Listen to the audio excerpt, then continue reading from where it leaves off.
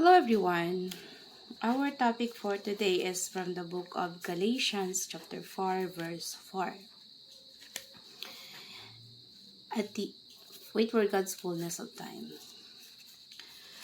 So, at the end of one age and the beginning of another, at the time God didn't just right. So dito, sa verse na to, ipinapahayag na ang fullness of God's time or sa panahon ng itinakda ng Diyos kung kailan si Jesus Christ ay nalikha sa pamamagitan ng banal na himala, na kung saan ang Diyos Ama ang nagbigay kay Maria para maglihi sa pamamagitan ng banal na Espiritu.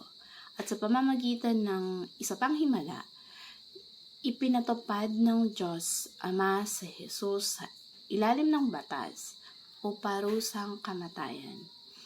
Sa panahon ng kanyang pagpapako sa krus bilang katuparan ng propesiya kay Eva na simula ng pagtutubos para mawalan ng authority si Satan over the nations.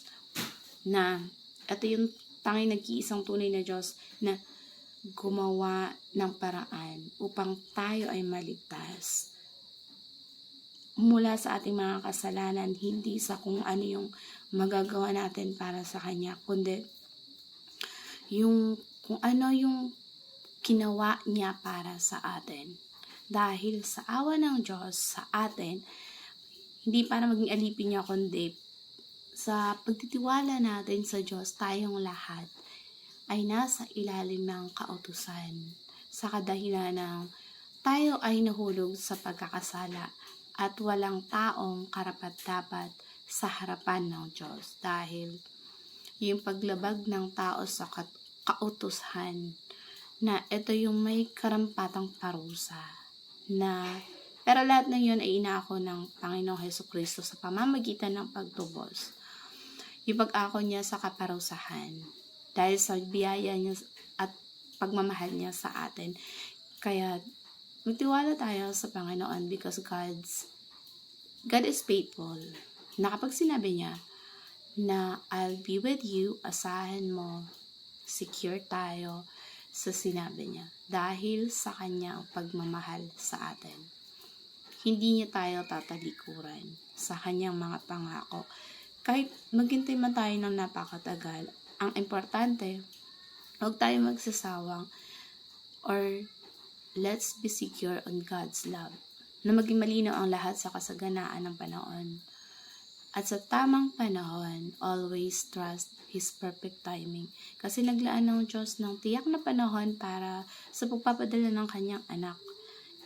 In the fullness of time. Yung pagpasok ng Diyos sa panahon kung kailan kasama ang kanyang sagot para sa mga tao.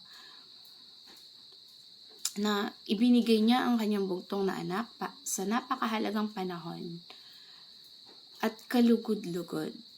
Yung exact time na binigay ng Diyos na yung pagtubos sa kasalanan nating mga tao at yun yung exact time na yung kalugod-lugod exact time na itinakda ng Diyos. Yung perfect gospel expansion na one true God has made a way for us to be saved from our sins. And we became sons and daughters of God. And heirs of all the promises. And that's a good news. So let's embrace the message of this verse that Jesus Christ crucified at the cross because of His love for us. And that is represent the miracle of the moment. Nawala na tayo sa ilalim ng pangangasiwa ni Moses dahil binili na tayo ni Jesus Christ na mula sa pagkakaalipin at sa pamilya ng Diyos, inampon niya tayo bilang ganap na mga anak niya at tagapagmana. Binigyan niya tayo ng banal na spirito. And He loves us. So let's be secure of God's love. Knowing this, it teaches us to believe the true gospel is of paramount importance because the gospel that comes to us is from God Himself. So, sana ma-encourage tayo to pursue our life of holiness na our faith in Jesus Christ alone. So, God bless everyone. Hanggang sa muli.